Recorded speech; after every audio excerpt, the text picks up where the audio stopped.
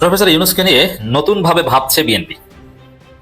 দর্শক, এমনকি ইউনূসকে নিয়ে ভাবতে যে চুপ্পুকে সম্ভবত বিএনপি দূরে সরিয়ে দিচ্ছে এবং চুপ্পুর বিরুদ্ধে কিছু কঠিন সিদ্ধান্ত নিচ্ছে। দেখেন, চুপ্পু বিএনপির কাছে একটা পণ্যের মতো ব্যবহার করে চুপ্পুকে। যখন প্রয়োজন মনে করে ইউজ করে, যখন প্রয়োজন মনে করে টিস্যু পেপারের মতো ছুঁড়ে ফেলে দেয়। এটা পুরো জাতির জন্য অবমাননা আছে। বাংলাদেশের একজন রাষ্ট্রপতি, তিনি থাকবেন সম্মানিত, তাকে আমরা বলবো মহামান্য, কিন্তু তখন সেই মহামান্য রাষ্ট্রপতিকে বিএনপি ফুটবলের মতো লাইক খায়। রাষ্ট্রযন্ত্রকে বিএনপি একটা তামাশার বস্তুতে পরিণত করেছে। আপনাদের এত সাহস, আপনারা এত মারামারি করতে পারেন, এটা আওয়ামী লীগের আমলে করলেন না কেন? আপনারা এখন 1000 লোক নিয়ে থানা ঘেরাও করেন।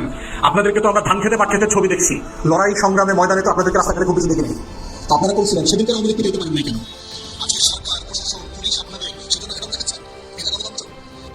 সরকার হাসপাতালগুলোকে সরকারি হাসপাতালগুলোকে সম্পূর্ণ করে না, তাহলে প্রাইভেট হাসপাতালের সঙ্গে তাদের যে অবৈধ চুক্তি, যে রোগী সেখানে ট্রান্সফার করা যাবে, পরীক্ষা নিরীক্ষা প্রাইভেটে হবে। এই কারণে দেখবেন সরকারি হাসপাতালের মেশিন সারা বছর নষ্ট থাকে, যাতে প্রাইভেটে ট্রিটমেন্টটা করতে পারে। বিএনপির মধ্যে সবচেয়ে মির্জাপুরি করছে শামসুজ্জামান দুদু, মির্জা ফখরুল, তারপরে আরো অনেক বড় বড় নেতা। তারা জনাব তারেক রহমান সাহেবকে কানে ফুস করছেন যে আমরা ভারতের সহযোগিতা ছাড়া ক্ষমতায় টিকে থাকতে পারবো না, আমরা যদি ভারতের সহযোগিতা না নিই তাহলে জামাত ইসলাম ক্ষমতায় হয়ে যাবে। এই ধরনের কান ফুস করা হচ্ছে তাকে। ডক্টর ইউনূস হলো শান্তিতে 6 মাস পেয়েছিল, মানুষ রেসপেক্ট করেছিল। এই সরকারের কয় মাস হয়েছে? মনে হয় 3 মাস। সরকার হেলতেছে দুলতেছে, অলরেডি চায়ের দোকানে কথা চলতেছে। কেউ বলে 1 বছর, কেউ বলে 2 বছর, কেউ বলে 2.5 বছর। একজন ছিলেন লন্ডনে আর একজন ছিলেন শিলং। বেগম জিয়া সেই সময় আপোষ করলেন, আওয়ামী লীগের হাতে ক্ষমতা দিলেন এই 2 সন্তানকে বাঁচানোর জন্য। মাননীয় প্রধানমন্ত্রী, আপনি ভুলে গেছেন আপনার জীবনের জন্য আজকে যত জুডিশিয়াল কিলিং, গুম খুম সবকিছু দেশের মানুষ সহ্য করছে। আপনার মায়ের সেদিন কি জন্য, আপনার মাকে সেদিন নেত্রী মেনে আজকে এই সংসদে দাঁড়িয়ে যারা জুলাইকে বলতেছে জুলাই অক্ষরে অক্ষরে পালন করবে, এই 2টা লোক এই দেশে ছিল না এই আন্দোলনের সময়। বিএনপির সৌভাগ্য আল্লাহ আমাকে সংসদে রাখে। কারণ কালকে যে মিথ্যাচার করা হলে, মিথ্যাচারটা কি? উনি বললেন যে সংসদই সার্বভৌম, তারা যে কোনো আইন তৈরি করতে পারে। ভয়ে ভয়ে ধরেন শেখ হাসিনা সত্যি সত্যি ফিরল, কথা সবচেয়ে বেশি বেকায়দায় কে পড়বে? বলেন, পড়বে এই সরকার। তারা না পারবে এক্সিকিউট করতে ফাঁসি, তখন চারপাশে চিৎকার উঠবে এক দলের যে রায় কার্যকর করা হোক। আর রায় কার্যকরের ন্যূনতম আভাস পেলে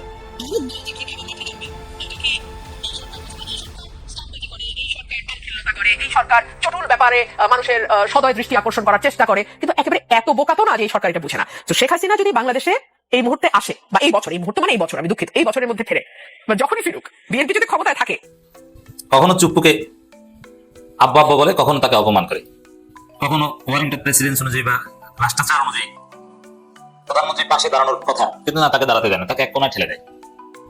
একটা তামাশা করছে রাষ্ট্রযন্ত্র নিয়ে। রাষ্ট্রপতি পদটাকে কলঙ্কিত করছে, অপমানিত করছে। কারণ কি? এখানে ক্ষমতায় আছেন বা রাষ্ট্রপতি পদে আছেন নির্লজ্জ বেহায়া চুপ, এবং রাষ্ট্রপতি পদটাকে যে মানুষ যেভাবে গালি দিতে পারছে, তিনি যেভাবে গালি যোগ্য। অবশ্য এখনো রাষ্ট্রপতি বা তার পরিবার বঙ্গভবনের ভিতরে বসে ষড়যন্ত্র করছে, এটা নিয়ে আলাদা আলোচনা করব।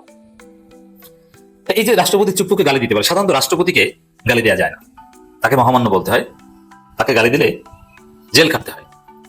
কিন্তু চুপ্পুকে গালি দিলে কারো জেল খেটতে হয় না। চুপ্পুকে গালি দেওয়া বৈধ, যে যার ইচ্ছা যে যত পারে গালি দেয়। এবং তাকে বিরোধী দলীয় নেতারা, এমপিরা নিয়মিত বলেন যে ওকে গ্রেপ্তার করতে হবে, তুই তাকারি বলে। বাংলাদেশের রাষ্ট্র ব্যবস্থাটাকে বিএনপি একটা তামাশার বস্তুতে পরিণত করেছে। কিন্তু বিএনপিও জানে যেটা তাদের জন্য অবমাননা করে, তারা তাদের রাষ্ট্রপতি তাদের থাকবে, এটাই তো স্বাভাবিক। হ্যাঁ, তারা চুপ্পুকে বস্তুর মতো ব্যবহার করতে পারছে, বাট এটা তাদের জন্য, বিএনপির জন্য সম্মানজনক কিছু নয়। এখন বিএনপি করেছে এক মাইনকে চেপে, সেটা হচ্ছে মার্কিন যুক্তরাষ্ট্রের সাথে একটা গোপন চুক্তি বিএনপি করেছে, নট ইউনূস সরকার, বিএনপি করেছে নির্বাচনের 3 দিন আগে। তো মার্কিন যুক্তরাষ্ট্রের সাথে গোপন চুক্তি করে বিএনপি ফেসে গেছে। ওই চুক্তি থেকে বের হওয়ার সুযোগ নেই, এই চুক্তি রক্ষা করতে হবে। মানে মার্কিন দালালি এটা করতে হবে বিএনপিকে। আবার মার্কিন যুক্তরাষ্ট্র পয়সা দিতে পারছে না, এখানে আবার চীনকেও লাগবে। এই সংকট নিরসনে ইউনূসের প্রয়োজনীয়তা আরো গভীরভাবে অনুভূত হচ্ছে বিএনপির কাছে। একদিকে মার্কিন যুক্তরাষ্ট্রের সাথে দালালিত্ব বজায় রাখার জন্য খলিল রহমান তো আছেই, তো মার্কিন যুক্তরাষ্ট্র থেকে শুরু করে পুরো পশ্চিমাদের দালালিত্ব বজায় রাখার জন্য এখন ইউনূসকেও লাগবে বিএনপির।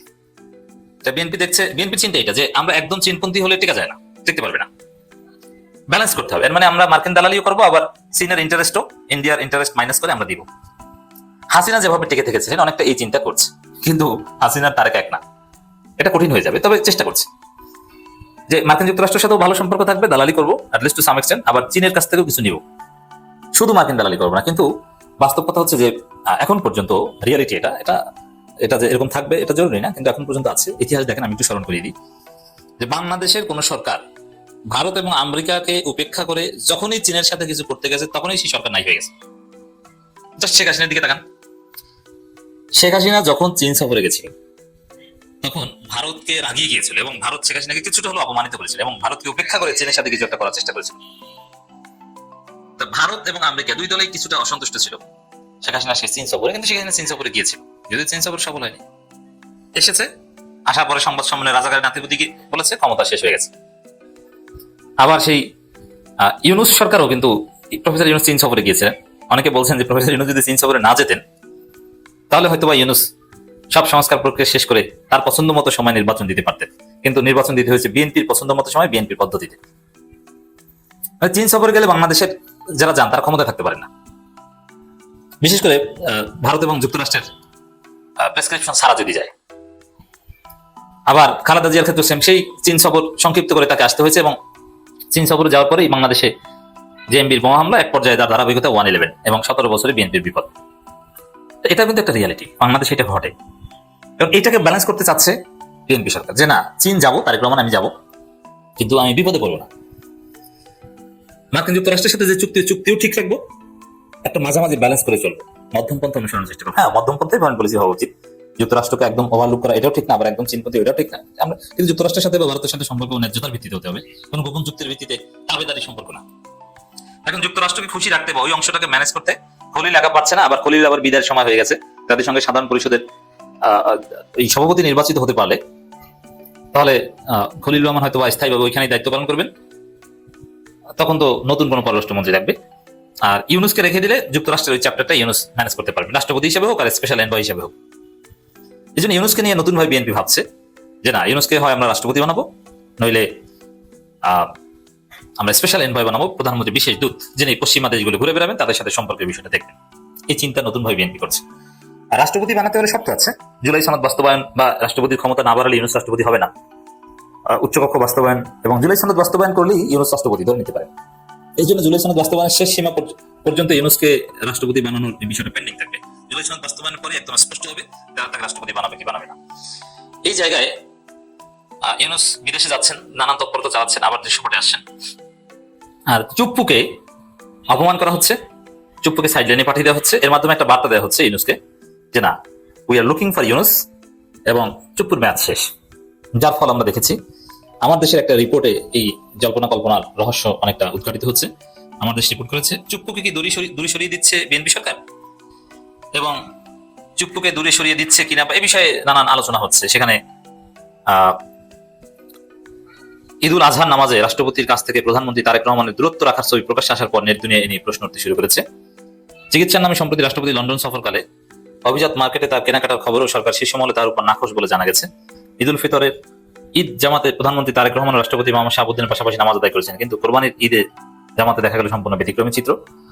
চীনের সাংবাদিক হেলাল উদ্দিন ফেসবুকে লিখেছেন, দুই ঈদ জামাতের চিত্র দেখে সামাজিক যোগাযোগ মাধ্যমে নানান কৌতূহল গুঞ্জন তৈরি হয়েছে। তিনি বলেন, গত ঈদুল ফিতরে প্রধানমন্ত্রী রাষ্ট্রপতির পাশাপাশি দাঁড়িয়ে নামাজ আদায় করেছেন, কিন্তু ঈদুল আজহায় দেখা গেল সম্পূর্ণ ব্যতিক্রমী চিত্র। কিন্তু কেন এই দূরত্ব, কেন এই প্রোটোকল বদল?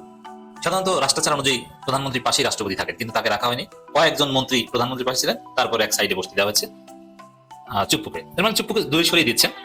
আর চুপ্পুকে দূরে সরিয়ে দেওয়া আর ওদিকে হিসাব মিলে যাচ্ছে ইউনূসকে কাছে আনছেন। আর কেন কাছে টানছেন, ইউনূসকে নিয়ে কেন ভাবছেন, সেই যুক্তিও দিলাম যে যুক্তরাষ্ট্র চীনের মধ্যে ব্যালেন্স করা দরকার। তো দেশের সামরিক শক্তি যদি বৃদ্ধি করে, ভারত মনে করে বাংলাদেশে যদি সামরিক শক্তি বৃদ্ধি হয়, বাংলাদেশের সামরিক শক্তি যদি শক্তিশালী হয়, তাহলে তারা হুমকির মুখী, তারা ভয় পায় জামাত, এজন্য জামাতকে ক্ষমতা আসতে দেওয়া হবে না। 2 নম্বর কারণ হচ্ছে জামাত ইসলাম রাষ্ট্র ক্ষমতা আসলে তারা নিঃস্বার্থে কাজ করবে, তারা দেশের স্বার্থে কাজ করবে একমাত্র।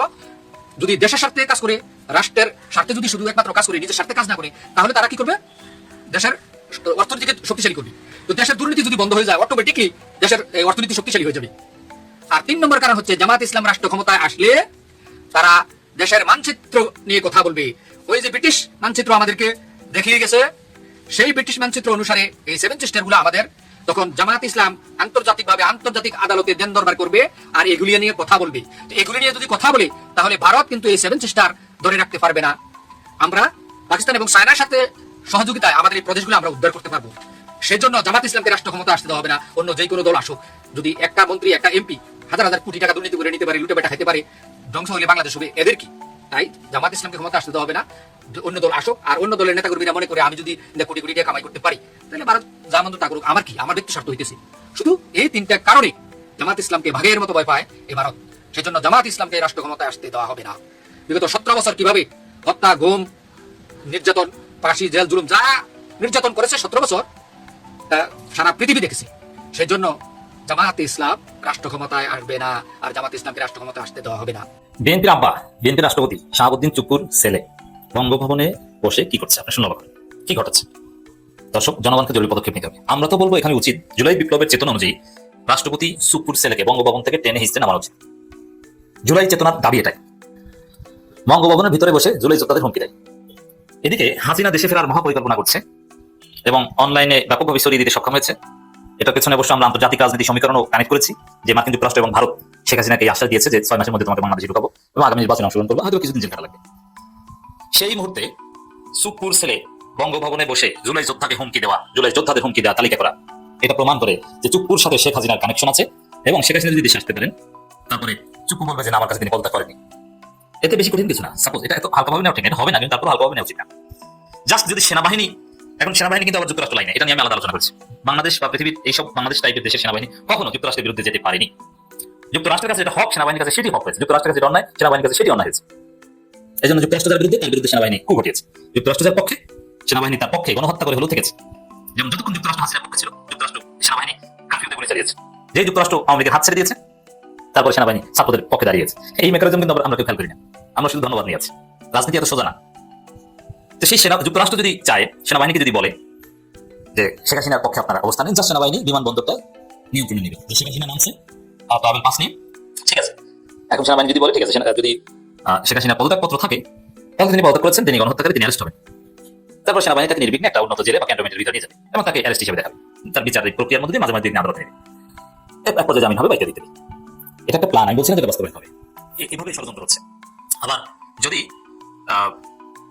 পদত্যাগপত্র দেখাতে না পারেন তাহলে তো শেখ হাসিনা প্রধানমন্ত্রী, তখন দেখবেন যে প্রশাসনে যারা আছে, এই প্রশাসন তো পুরোটা আওয়ামী প্রশাসন, তারা সবাই পোল্টি মারছে। তারা সবাই বলবে যে না, এটা তো আমরা তো শেখ হাসিনারই লোক ছিলাম, বাধ্য হয়ে এতদিন এই সেই করেছি। শেখ হাসিনাই তো বৈধ প্রধানমন্ত্রী, তিনি তো পদত্যাগ করেন, বাকি সব প্রক্রিয়া বৈধ। পদত্যাগপত্র দেখাতে হবে। এখন পদত্যাগ করেন নাই, এটা কিন্তু চুপ্পু আগেই বলেছে। আর চুপ্পুর রক্তে আওয়ামী লীগ, মুজিব বাহিনীর লোক, তারা বিএনপির প্রশ্রয়ে বঙ্গভবনে বসে শেখ হাসিনার সাথে যোগাযোগ করছে এবং চুপ্পু বসে আছে। শেখ হাসিনা দেশে ফিরলে তখন চুপ্পু জীবনের ঝুঁকি নিয়ে হলো শেখ হাসিনার পক্ষে দাঁড়াবেন, ঝুঁকি নিয়ে হলো বলবেন যে না, আমার মাধ্যমে বিএনপি বাধ্য করিয়েছে এটা বলাতে, সেটা বলাতে, ইউনূস বাধ্য করিয়েছে এটা বলাতে, সেটা বলাতে, আসলে আমি হচ্ছি শেখ হাসিনার লোক, শেখ হাসিনা পদত্যাগ করেনি, তিনি মাননীয় বৈধ প্রধানমন্ত্রী। এই বিপদে পড়তে পারে বিএনপি সরকার।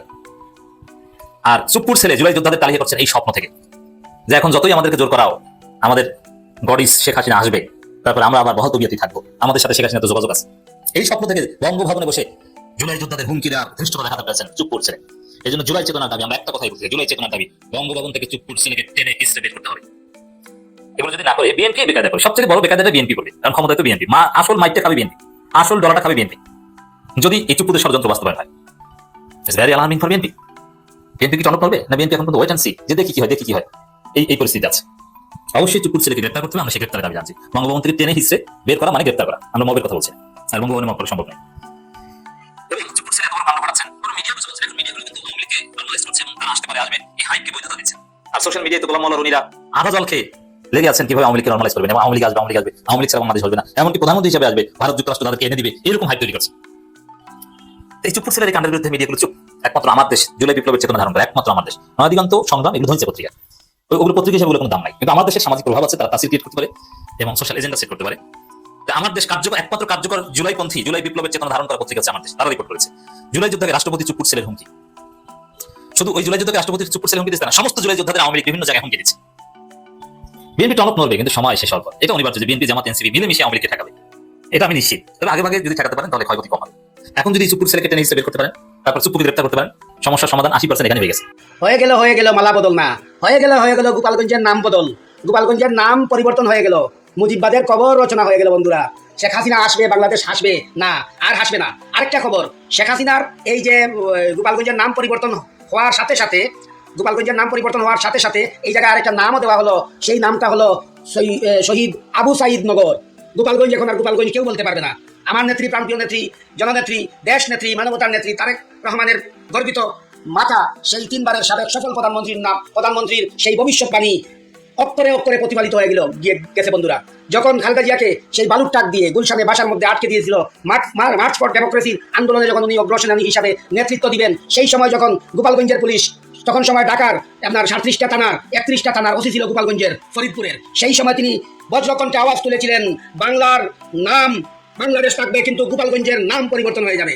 আজ আমার নেত্রী সেই নাম পরিবর্তন হওয়ার কারণে বাংলাদেশ জাতীয়তাবাদী শক্তিকে আমি ধন্যবাদ জানাই, তারেক রহমানকে ধন্যবাদ জানাই, বাংলাদেশের 20 কোটি মানুষকে ধন্যবাদ জানাই, সমস্ত দলকে যারা জুলাই যুদ্ধ সংগঠিত করেছেন, যারা জুলাই গণ অভ্যুত্থান করেছেন, 5 আগস্টে বাংলাদেশের সেই কুলাঙ্গার, সেই নাস্তিক, সেই ফেরাউন, সেই নমরুদ, সেই স্বৈরাচারী, সেই বেঈমান ভারতের দালাল সরকারকে উৎখাত করার জন্য এবং গোপালগঞ্জের নাম পরিবর্তন হওয়ার সেই সমস্ত কৃতিত্ব আমি বাংলার জনগণকে দেই। সাবাস বাংলাদেশ, সাবাস। প্রফেসর ইউনূস তার অসমাপ্ত কাজ শেষ করতে, অসমাপ্ত সংস্কার সম্পন্ন করতে বিরাট শক্তি অর্জন করে বাংলাদেশে ফিরবেন এবং ইউনূসকে ঘিরে মহা কর্মযজ্ঞ চলছে, বিরাট কার্যক্রম এবং বিরল কার্যক্রম চলছে। কারণ প্রফেসর ইউনূস একজন নন স্টেট অ্যাক্টর, তাকে ঘিরে যে কার্যক্রম আমরা দেখছি, নন স্টেট অ্যাক্টরকে ঘিরে এই ধরনের কার্যক্রম বিরল, এটা হওয়ার কথা না, কিন্তু হচ্ছে। এমন কি শক্তি অর্জন করছেন। আমার কাছে যেটা মনে হয় যে বিএনপি চুপুকে সরাতে বাধ্য, এমনিতে চুপুর ছেলের আগাম বাড়াচ্ছে, আবার শেখ হাসিনা কথা বলছেন, তখন শেখ হাসিনা বিমানবন্দর নেমে দিবেন, আমরা পদত্যাগপত্র দেখেন, চুপু তো আগে বলেছে পদত্যাগপত্র নাই, এখন তো বেকার ব্যাপার, যার ফলে চুপুকে সরিয়ে দেওয়া বিএনপির জন্য এখন জরুরি হয়ে পড়েছে। যেটা ঈদুল আজহার জামাতে দেখেছি, প্রধানমন্ত্রী তার কাছেও আসতে দেননি চুপুকে, অথচ রাষ্ট্রচার হিসেবে প্রধানমন্ত্রীর পাশেই বসবেন রাষ্ট্রপতি, কিন্তু সেটা হয়নি। প্রধানমন্ত্রীর পাশে স্বরাষ্ট্রমন্ত্রী, তার পাশে আরেকমন্ত্রী, তার পাশে আরেকমন্ত্রী, তার অনেক পরে রাষ্ট্রপতি বসেছে। এটা একটা বার্তা যে তোমাকে তোমার সময় ঘনিয়ে আছে। দর্শক, এই জায়গায় ইউনূসকে কাছে টানার চেষ্টা করছে বলে মনে হচ্ছে এবং ইউনূসকে ঘিরে যে বিরল কর্মযোগ্য আমরা দেখতে পাচ্ছি ফ্রান্সে, আরো দেশের বিভিন্ন জায়গায়, দেশের ভিতরে যে হিসাব নিকাশ, এগুলো বিএনপি সরকারের কনসেন্টে হচ্ছে, এমনকি খলিল রহমান এগুলোতে হেল্প করছে, সরকারের পররাষ্ট্রমন্ত্রী খলিল রহমানের সরাসরি প্যাট্রোনাইজেশন এগুলো হচ্ছে। তো এর মাধ্যমে ইউনূস অনেক শক্তি অর্জন করছেন, তারপরে ফিরছেন, তারা সন্ত কাজ শেষ করবেন, বিরল কর্মযোগ্য চলছে। তো মনে হচ্ছে যে হয় রাষ্ট্রপতি নইলে প্রধানমন্ত্রী বিশেষ দূত, সিনিয়র মন্ত্রী মর্যাদায়, প্রধানমন্ত্রী বিশেষ দূত হলে তিনি বাংলাদেশে থাকবেন না, তিনি পুরো ইউরোপ চষে বেড়াবেন, এরকম একটা দায়িত্ব ইউনূস পেতে পারেন, তাও একদম দীর্ঘদিনের জন্য, পুরো 5 বছর জন্য না। তাকে যদি বিশেষ দূত বানানো হয়, এরপরে তিনি জাতিসংঘের মহাসচিব পদের জন্য লড়বেন, তখন এই দায়িত্ব থেকে চলে যাবেন। কিন্তু তারেক সরকারের একটা দায়িত্ব, শক্তিশালী একটা অবস্থান ইউনূস করতে যাচ্ছে না। ইউনূসের লোক খলিল রহমান সহ আরো অনেকে আছে বিএনপি সরকারে। ইউনূস যদি এখানে আসেন এবং এটা ইউনূস বিশেষ দূত হিসেবে আসুক, রাষ্ট্রপতি হিসেবে আসুক, তার প্রিকন্ডিশন আছে জুলাই সনদ বাস্তবায়ন করতে হবে, তিনি তারা সমস্ত কাজ শেষ করবেন এবং ইতিহাস যাতে ইউনূসকে মূল্যায়ন করে। ইউনূস কিন্তু হাল ছেড়ে দেননি যে না আমার আলোচনা নেই, এখন আমি আর আসবো না, আমি শেষ, আমি আমার কাজ নিয়ে থাকি, তা না, তিনি রাষ্ট্রকেন্দ্রিক তৎপরতা চালাচ্ছেন। এবার আসেন দেখাই আমরা তাকে ঘিরে কি কর্মযোগ্য চলছে, এটাকে মহাকর্মযোগ্য বলে ভুল হবে না। ডক্টর ইউনূসের সঙ্গে প্যারিসের নতুন মেয়রের সাক্ষাৎ। প্রফেসর ইউনূস তিনি একজন সোশ্যাল বিজনেসম্যান, সোশ্যাল বিজনেস করেন। হ্যাঁ, অন্যান্য তার সোশ্যাল বিজনেসের অংশ হিসেবে যেমন গ্রামীণ ফোনের যে টেলিনর কোম্পানি, তাদের সাথে গ্রামীণ ফোন, গ্রামীণ এদের শেয়ার আছে, নানান কিছু আর কিছু ব্যবসা বাণিজ্য আছে, তার বিশ্ববিদ্যালয় আছে, এগুলো নিয়ে থাকবেন। কিন্তু প্যারিসের মেয়রের সাথে তার কাজটা কি? কিন্তু প্যারিসের মেয়র না, ফ্রান্সের বিভিন্ন পর্যায়ের মন্ত্রীদের সাথে তিনি মিটিং করছেন। এমনকি ফ্রান্সে প্রফেসর ইউনূস গুরুত্ব পাচ্ছেন, তাকে ঘিরে ফ্রান্স সরকার জানো, ফ্রান্স ওটা ইউনূসের একটা দপ্তর, ওখানে তিনি থাকতে পছন্দ করেন। ইউনূসকে ঘিরে ইউরোপের যে আগ্রহ আমরা দেখতে পাচ্ছি, এটা স্টেট স্পন্সর ছাড়া সম্ভব নয়। হ্যাঁ, ইউনূসকে ঘিরে নন স্টেট আগ্রহ থাকতে পারে, বাট আমরা সরাসরি স্টেট অ্যাক্টরসদের আগ্রহ দেখতে পাচ্ছি। এটা নিঃসন্দেহে পররাষ্ট্র মন্ত্রণালয়ের আয়োজনে হচ্ছে। কারণ কেউ যে ইউনূসকে শক্তিশালী করে তাকে একটা বিশেষ কিছু বানাতে হবে। আমরা এই যে প্যারিসের নতুন মেয়রের সাক্ষাৎ এবং সাক্ষাতে সোশ্যাল বিজনেস নিয়ে তো আলোচনা হয়েছে, আরো যেসব বিষয় নিয়ে কথাবার্তা হচ্ছে, বাংলাদেশের প্ল্যান বা যেসব পরিকল্পনা নিয়ে কথা বলছেন, বেকারত্ব দূরীকরণ, ইত্যাদি, এগুলো রাষ্ট্র ক্ষমতা বা রাষ্ট্রীয় এক্সিকিউটিভ পাওয়ার ছাড়া এটা সম্ভব নয়। আমরা দেখতে পাচ্ছি সেগুলো নিয়ে ব্যাপক আলোচনা হচ্ছে, কথাবার্তা হচ্ছে। এরপরে Yunus France minister for gender equality and the fight against discrimination speak to a group of concerned citizens of Paris. Yunus নিজে একের পর এক প্রেস রিলিজ দিচ্ছেন, তো সেখানে মিনিস্টারদের সাথে মিটিং হচ্ছে। কোনো নন স্টেট অ্যাক্টর বিদেশে সফরে একের পর এক মন্ত্রীদের সাথে মিটিং করে, তিনি ব্যবসায়ীদের সাথে মিটিং করুক, তিনি সোশ্যাল অ্যাক্টিভিস্টদের সাথে মিটিং করুক, এনজিওর সাথে মিটিং করুক, না, তিনি একদম মন্ত্রীদের সাথে মিটিং করছেন। এইভাবে মন্ত্রীদের শিডিউল, এটা রাষ্ট্রীয় ব্যবস্থাপনা মানে বাংলাদেশ সরকারের ব্যবস্থাপনা ছাড়া সম্ভব নয়, একদম স্পষ্ট কথা। ইউরোপ একটা স্ট্যান্ডার্ডে চলে, তো সেখানে পররাষ্ট্র মন্ত্রণালয় এটা আয়োজন করে দিচ্ছে। তিনি ভিভিআইপি মর্যাদা নিয়ে সেখানে গিয়েছেন, দেশে যেরকম তিনি ভিভিআইপি প্রোটোকল পাচ্ছেন সেখানেও পাচ্ছেন, মানে বিএনপি সরকারই তাদের শক্তিশালী সুযোগ দিচ্ছে, বের করছে। আর এই কারণেই এইসব কাজ যেন ইউজ করতে পারেন, এই জন্যই তার লোক খলিলকে পররাষ্ট্রমন্ত্রী বানানো হয়েছে। খলিল তার নিজের মতো করে কাজ করছে, পররাষ্ট্র মন্ত্রণালয়কে অবাধ ক্ষমতা। Yunus visiting France for high-level meetings with social business groups and government officials. Social business groups কিন্তু ঠিক ছিল, কিন্তু গভর্নমেন্ট অফিসিয়ালস